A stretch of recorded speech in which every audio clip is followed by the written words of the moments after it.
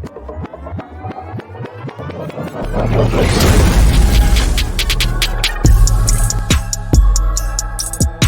yo, welcome back to another Real Talk reaction. This one's for 30 Rock, Season 3, Episode number 13. Please don't forget to like and subscribe. Hit the notification bell as well. Tell a friend and keep telling all their friends. Thank you. It's for the algorithm, people. You know what it is. We got E coming through to say, it's weird for me. I remember all the separate storylines of the past episode, and I like the idea of Tracy saying crazy stuff on air and the Liz and Kenneth storyline, but I don't remember them as the same episode, so I always wonder which episodes they appear in. To me, it seems like that's the problem with the episode. Although it should be interconnected, it just feels like parallel storylines without that meetup. Either way, love your reactions. I'm going to try to tell at least 30 friends to watch your 30 Rock reactions.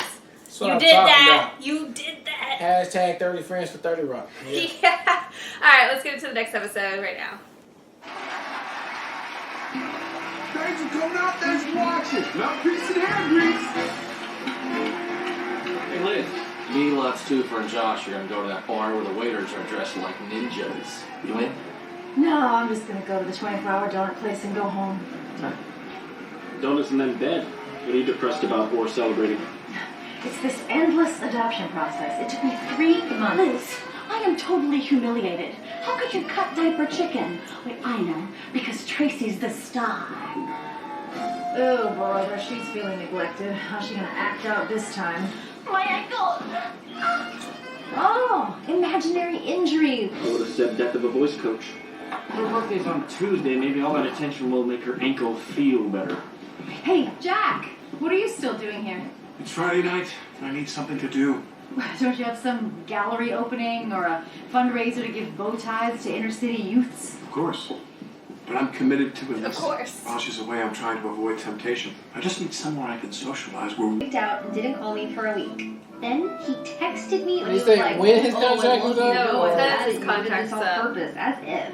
Meanwhile, his MySpace page still says status Aw, corny. my face. And I'm like, Anyway, if you space. care about me at all, at least have the decency to Skype me face to face. Man, there are Name just is so Becca. many different devices for guys to not call you on now. When I was your age, you could just be like, oh, he probably tried to call me, but my line was busy. And then just watch Falcon Crest and cry yourself to sleep. Thanks for listening to me blab. So, what's your plan when the baby comes? I don't know. I've been talking to an adoption lady, but I just don't feel comfortable with any of the people. They all... Joey wants to Box go in with the Shane, and Shane makes a mistake. Maybe it's because we didn't have fathers. Maybe that's why we're drawn to movies where the father figure pushes away the child/legendary North American forest ape. Yeah, but in the movies it's a good thing. Harry went back to the woods. It works out in real life, too. We're both doing all right. Yeah.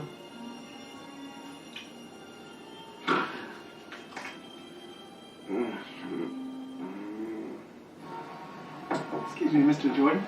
I was just updating my staff birthday list and I discovered I don't have yours. That's because I don't have a birthday kid. What? I don't have a birth certificate because I was born inside a Yankee Stadium. I bounced around foster families so much, no one ever bothered to throw me a party. Oh, but even prisoners have birthday parties. I saw one on Oz. It was interesting. I don't need a birthday because I buy myself all the presents I need. And because of my drinking, they're often a surprise. Oh, but birthdays aren't about presents. They're about being surrounded by people who love you, eating a cake with your name on it, and making a wish. I'm sad you never had that. Who said you never had that? My birthday's September 21st. Not that anyone asked. Hi, Frank. Oh, hey, Jack. You know, So my wait, head hit is me on the very shower. melty. Why the Hendersons named their guest Very Harry? melty. Yeah. That film has layers. I was also thinking about what you told me about your family and law school. Yeah, sorry. I was drunk. I shouldn't have told you that stuff. No. I'm glad you did. We have a lot in common. We both have recurring dreams about being overpowered by a female bodybuilder. Okay, we were both drunk, but I want to help you. So I made some phone calls, and if you want, you can resume. Kids would not be into that. Well, Lutz? Yeah, that guy's the worst. That guy's the worst. This is the dress I'll be wearing to my birthday party. Please make sure no one else plans to wear the same thing. Yes, ma'am. Did you know Mr. Jordan has never had a birthday party? He was too poor growing up. Oh, that's horrible. My heart goes out to all the inner city kids, especially those too fat to dance their way out. I'm glad you feel that way. The candle. Vanished. Be lawyers. So what's the problem, Mom? Oh. What? Frankie's mother didn't abandon him. He's in hiding in Phoenix. Every Rositano man is either in hiding or 6 feet under. You want me to paint you a picture? 'Cause I did.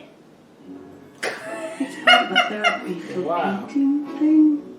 I had no idea. Well, you should have guessed. Oh, Mom. I don't think I should have. Whatever. I don't think I should my have. kid's dream away from him. You make this mess, you clean it up. I don't care how. But Francis Rositano cannot become a lawyer. Oh my god, that is cute. Yeah. I'm excited Do you about know that. Tim? What? Why? Security says that there's a Tim Baker downstairs. He already came here. That's Becca's ex-boyfriend. Tell them to send him to 15. He's coming to steal my baby. Man. She been This is weird really about not this. No. cool. All of this is, I don't like it. She been weird again about this baby. Don't even ask about the wheelchair. Okay. Also, my old vocal coach died. Come on. Lemon, are you okay? That pregnant girl, she was going to give me her baby. But now that Dad is here, he's going to ruin everything. What are you about to do? I'm the one who's been there for Becca for almost 2 days. This Tim guy is totally washed. Lemon, there was once a great American named George Henderson. He met a woodland ape or a Sasquatch, and despite its dangerous message of environmentalism, became his friend. When the time came to do the hard thing and send it back into the forest where it belonged, and birds could perch on its shoulder because it was gentle, It wasn't his birthday. It was my birthday. Oh, forget it. I'm tired of making you people try to care for me. You don't care for me, clearly. Nobody does. My birthday wish came true. What? I wished for you to get better. I was gonna wish for breakfast in bed with RoboCop. Shut up right now. Get Shut it up. up and help raise that kid. Love it because it has your goony face, and get married and have disposable cameras at the wedding because it's fun and people like it. Where are we going? I already cleaned out my office. you've got to go back where you belong. You've got to go. No, I'm going to be a lawyer. I'm going to be like you. In a way, we both lost children today. Yeah, but mine was real, Jack. Yours was Frank. Don't worry, Lemon. I'm confident that someday you'll have everything you want. Can someone please tell me how to get out of this building? It's like a maze. I keep walking past the same Sbarros. Yeah. I'm a celebrity. Please. I'm a celebrity! All right, that was a funny episode 13 of 30 Rock, and I love how all the stories came back around. Well, the main 2 stories anyway. It still ended up sweet too with Tracy Morgan. You know, when he wished that Jenna would get better, so that ended up being sweet as well. But those 2 stories right there, because I thought Liz was just been a little too weird and creepy with this baby thing. But I'm glad it changed and she stopped doing that. And I love the Harry and the Henderson damn trope on there that it came back around. And Frank looked really good putting on the suit. He cleaned up real nice. I couldn't even recognize him. Yeah, so Like, that was wait, who's hilarious. that? All in the same. And I'm glad how they wrote it and it all came together and it meant something at the end for the overarching story. And of course, Alec Baldwin just come through doing what he does best, just being him, the star of the show.